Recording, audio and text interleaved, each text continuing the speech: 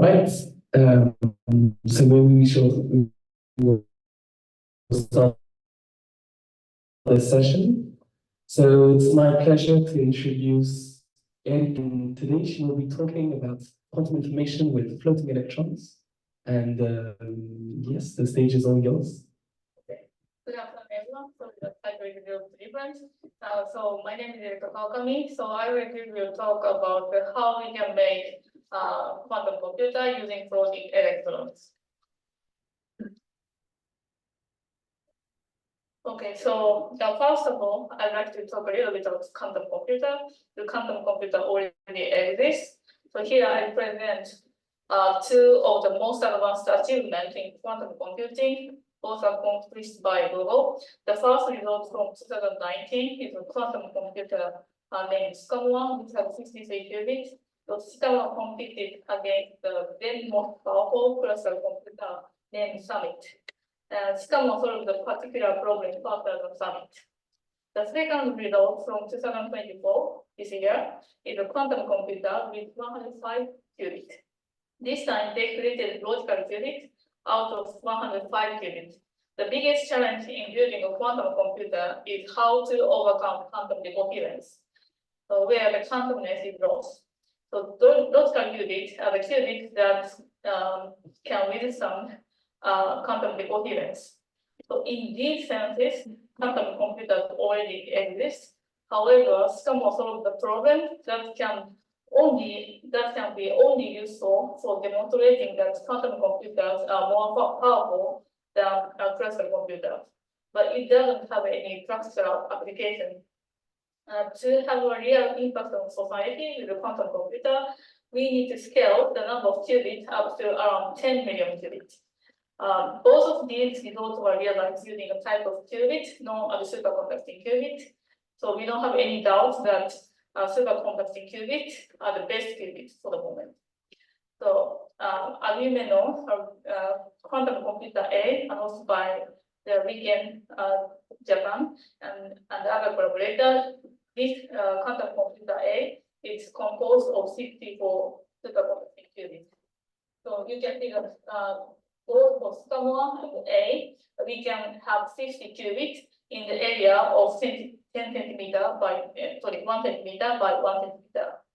So the size of a superconducting qubit is large.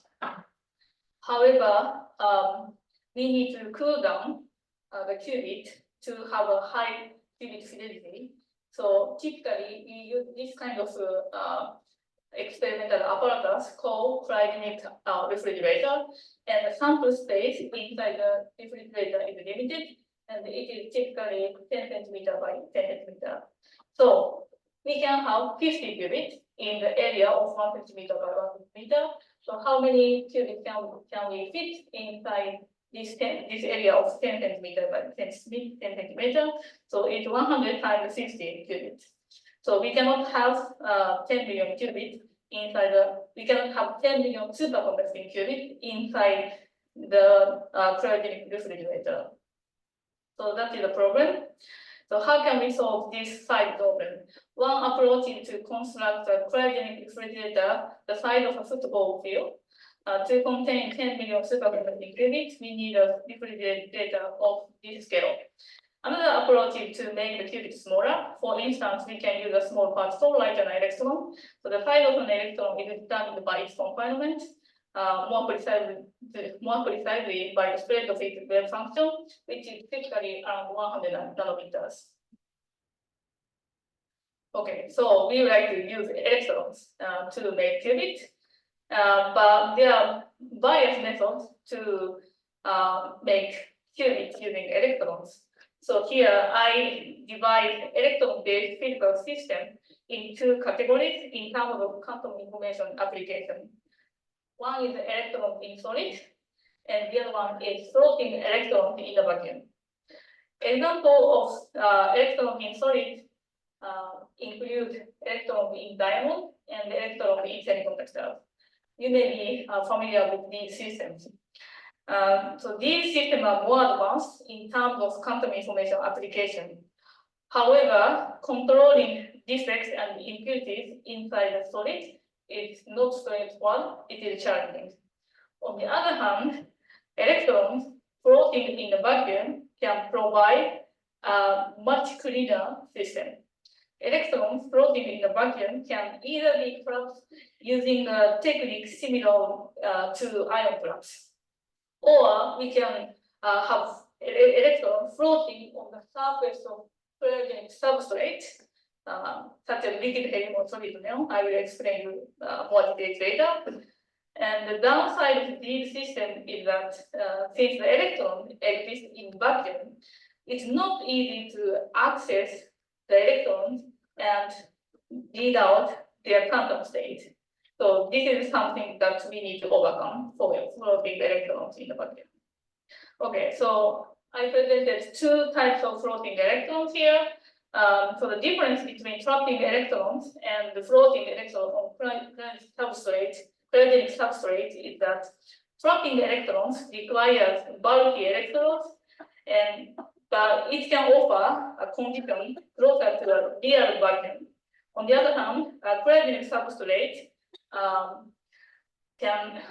with a cryogenic substrate, we can have a denser arrangement of electrons compared to the floating trapped electrons. However, the electrons are closer to the substrate, so that is a difference between the two systems. So in this presentation, I will focus on electrons, floating electrons on cryogenic substrate. Okay, so what is floating electron in the vacuum on cryogenic substrate? So the cryogenic substrate is a liquid helium or solid helium, for example. When an electron approaches the surface of the liquid helium or other cryogenic materials, the electron is attracted to the helium, but the electron cannot enter into it. The electron feels both an attractive force and the repulsive force. The point where these two forces balance is about 10 nanometers above the surface of liquid helium. So that is why the electron floats 10 nanometers above the surface of the liquid helium. The electron exist in the vacuum. So let me explain in more details. When an electron approaches the surface of liquid helium, a positive charge is induced on the surface of the liquid helium due to the permittivity difference in between vacuum and liquid helium. This phenomena can be understood as an image charge. The image charge is located on the opposite side of the liquid surface at the same distance from surface as the electron. The amount of the image charge can be described by this equation. So the image charge is positive. So the electron who has a negative charge is attracted by this image charge. So that is why the electron feels an attractive force. But the electron cannot enter into the liquid helium because helium is stable. Helium doesn't want to have electron. Helium does not want to be ionized. So electron feels a potential barrier at the surface of liquid helium. For the liquid helium ball, it is one electron ball potential barrier. So in total, electrons near the surface of the liquid helium, this kind of potential barrier, or the triangular shaped potential. So we have a vertically quantized state of the electron, and we call these quantized states Rydberg states. Our definition of the Rydberg state differs from that used in atomic physics. In fact, we even differ to the ground state of this vertical quantized state, Rydberg state. So this is the Rydberg ground state. Okay, so here I plotted the probability density of the Rydberg ground state and the Rydberg fast excited state. So blue one is the probability density of the Rydberg ground state, and the yellow one is the probability density of the Rydberg fast excited state. And the average position of the Rydberg ground state is 10 nanometers above the surface of the liquid helium, and the average position of the fast excited state and that of the ground state is separated by roughly 30 nanometers. Okay, so this is how electron floats on the surface of the liquid helium. Okay, so what can be a cryogenic substrate that can support floating electrons? So one requirement is that the relative permittivity should be slightly higher than 1 to attract the electron. Another requirement is that the electron affinity should be negative. Usually, noble gases meet these requirements because of their closed shell structure. So they can repel electrons. So that is how the electron feel and repulsive force. Similarly, the hydrogen molecules also have a closed shell structure. So we can have floating electrons on the surface of the liquid helium-4, liquid helium-3, solid neon, and solid hydrogen. So this is these are for the substrate with which we experimentally observe floating electrons on the substrate. Okay, so let me explain what changes depending on the cryogenic substrate material we use. Here, we compare electrons on liquid helium and electrons on solid neon. So one key difference is that the dielectric constant is different, and the relative permittivity of the liquid helium is 1.056, and the relative permittivity, the dielectric constant of the solid neon, is 1.244.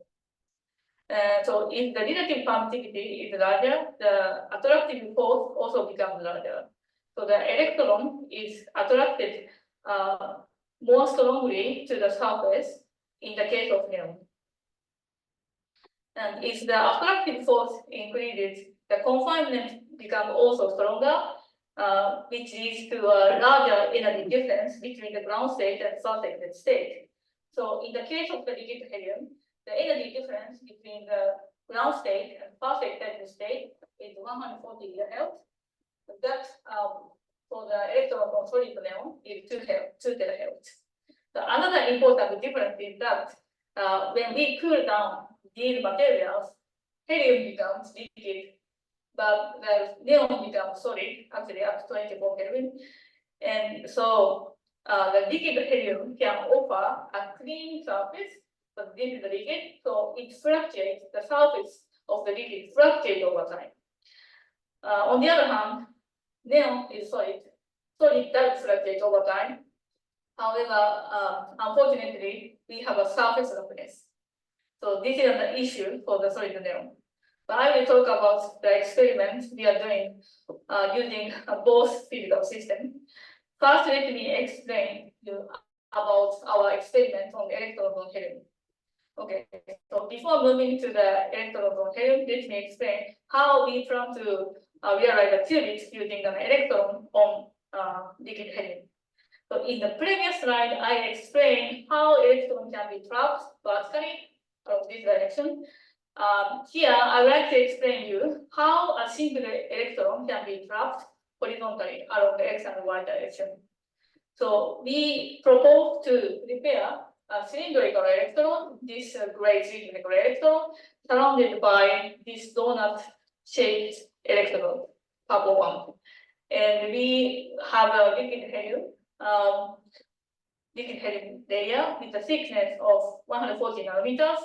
And then when the electron is in the Rydberg ground state, the distance between the electron and the surface is 8 nanometers. And then the distance between the electron and this cylindrical electron is roughly 150 nanometers, very close. So in this setup, with this electron configuration, the electron induces positive charge not only on the surface of liquid helium, but also on this cylindrical electron. So we have a positive charge induced on this cylindrical electron. So if we have a positive charge here, so it works like a nucleus, and then the electron feels harmonic potential here. So even if we don't apply any voltage to these electrons, electron can have a confinement along the x and y direction.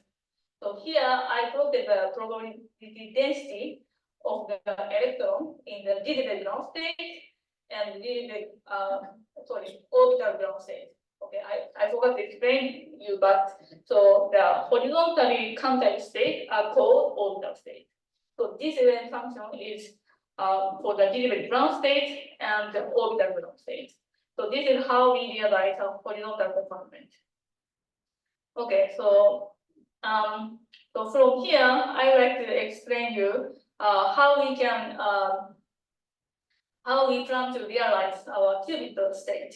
So we like to use the spin state as a qubit state, although I was talking about the Rydberg state, because Rydberg state is the z direction orbital state. So it's a kind of electrical state, and its coherence time is relatively short, like 1 microsecond.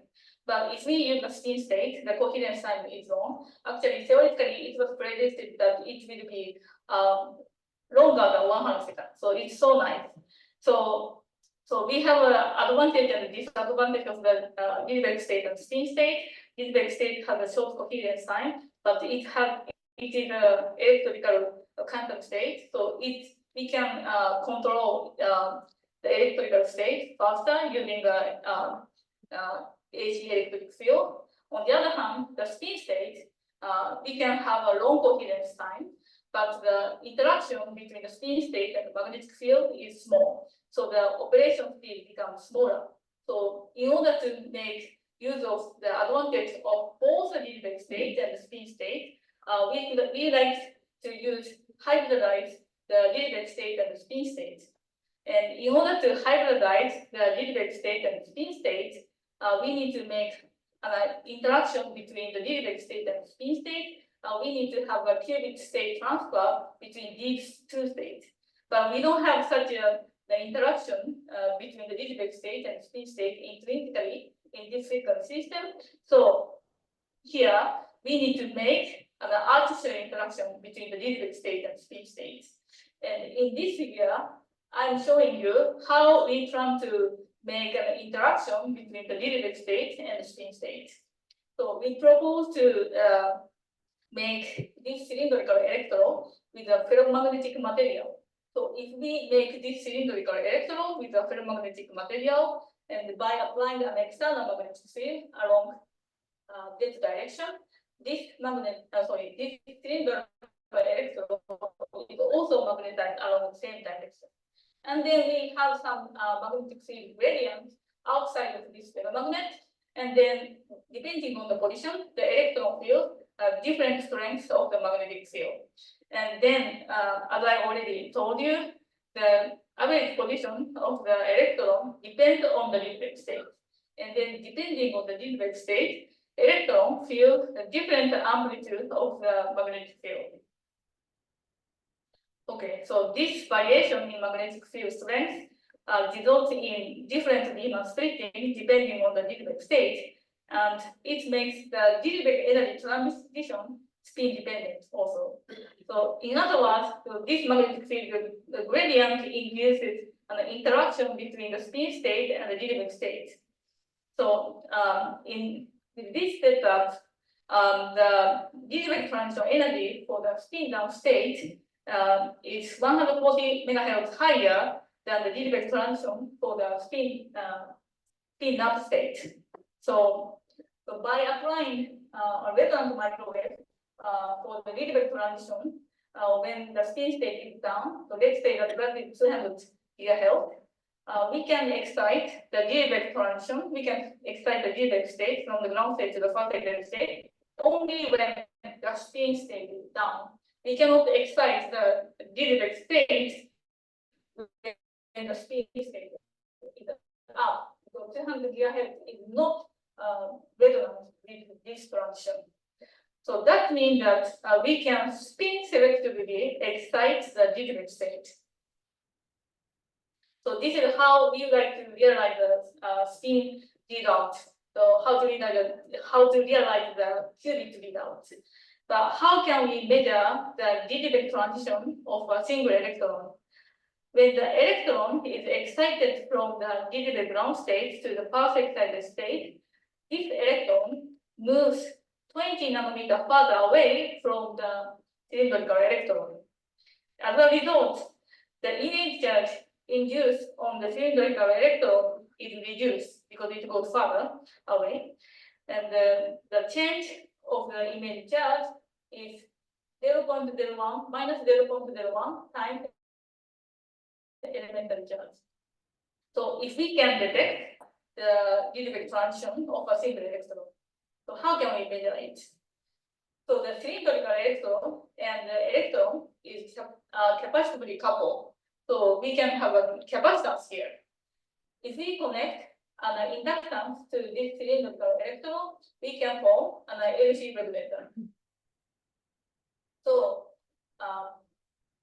from the point of view of this LC resonator, this image charge change can be seen as an AC capacitance change.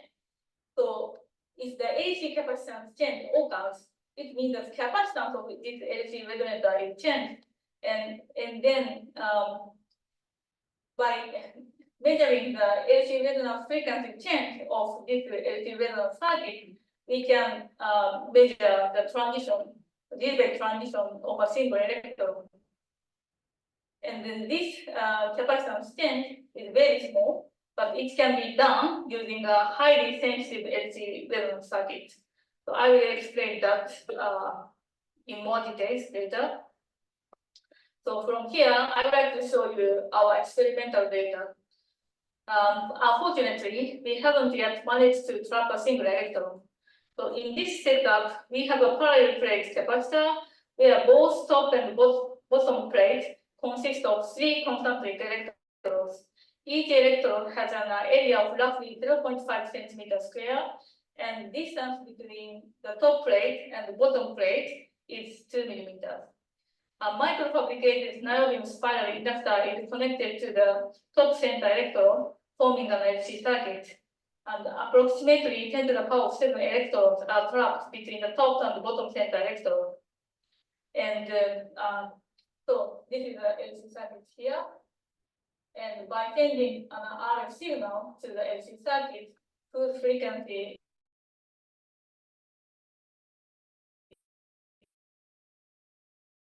is close to the resonant frequency of this LC circuit, it is shown.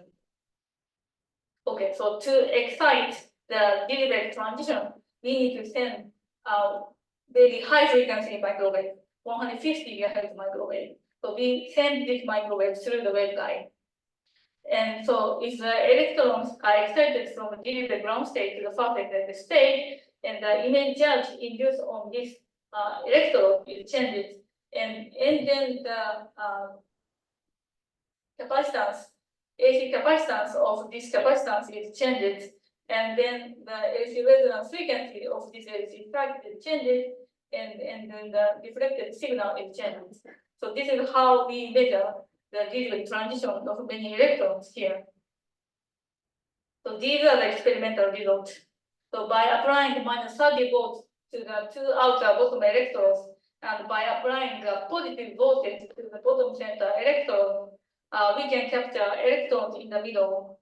By varying the voltage applied to the bottom center electrode, the electric field experienced by the electrons changes, which in turn shifts the transition frequency due to the Stauch shift. The axis represents the microwave frequency, while the vertical axis represents the RF signal frequency applied to the LC circuit. So we observed a signal, signal change in the amplitude of the reflected signal around 147 GHz when 6 volts was applied to the bottom center electrode, and when the bottom center electrode voltage was changed to 7.5 volts, this signal is 160 GHz. This is due to the Stauch shift. So this right bottom figure shows the Rydberg resonance frequency as a function of the electric field experienced by the electrons. So these orange data are measured data with the LC resonance circuit, and blue data is what was measured using a barometer 50 years ago. So using a barometer, detecting the Rydberg transition of a single electron is not feasible because the microwave power absorbed by a single electron is too small with the LC circuit. you might think that the results shown in the previous slide, which are for 10 to the power 7 electron, cannot guarantee that we can detect a single electron with the LC circuit. However, if we calculate the capacitance Chen for 10 to the power 7 electrons in the current setup, actually the capacitance is very small, and then its capacitance Chen should be around 1.6 farad. If we calculate the capacitance Chen expected for a single detection, which is actually bigger than what we are measuring now. This indicates that sensitivity of the LC circuit is already sufficient to detect a single electron Rydberg transition. So this is due to two reasons. First, in the current setup, the distance between the electrons and the electrode is 1 millimeter. And when we detect a single electron, we try to reduce the distance between the electron and cylindrical electrodes to 150 nanometer. So the image charge induced by a single electron is much enhanced. So the second reason is that for the ensemble of 10 to the power 7 electrons, we suffer from the inhomogeneous broadening, which is roughly 100 megahertz. And this will be replaced with an intrinsic broadening of a single electron, which is around 1 megahertz. So here I would like to show you that our LC circuit is ready to, and now we are making a sample to detect the Rydberg transition of a single electron. Okay, so from here, I would like to show you some unexpected experimental results with measured. The setup is exactly the same as before, with the only difference being that the microwave is turned off here. So if the microwave is off, we don't have any chance to excite the electron from the Rydberg ground state to the Rydberg. We observe some huge signal. So this figure shows the amplitude of the reflected signal without applying microwave. The vertical axis represents the frequency of the RF signal sent to the LC circuit, and then the horizontal axis represents the voltage applied to the bottom outer electrode, these electrodes. So for this experiment, we fix the voltage applied to the bottom center electrode and bottom middle electrode to 15 volts. So if we fix the voltage applied to the bottom center and the bottom middle electrode, so by changing the voltage applied to the outer electrode, we change the pool size of the ensemble of electrons. If we change the pool size, we change the electron density. And so the observed anti-crossing is due to the coupling between the electron plasmon mode and the RF photons inside the LC circuit. According to this approximated expression, the plasmon frequency depends on the scale node here. So when we change the voltage applied to the bottom of the electron, we change the electron density, and when this voltage was minus 46 volts, the plasmon frequency was equal to the LC resonance frequency 120.9 megahertz. That is why we observe uncrossing here. Okay, let me explain you what is a plasmon. Plasmon is a phenomenon where the electrons oscillate collectively through Coulomb interactions, similar to how sound waves represent the collective oscillations in a medium with some boundary conditions. The electron plasmon mode is analogous to the Gramsci mode. The electric field at the edge of the center top electrons excite the plasmon mode. This is similar to how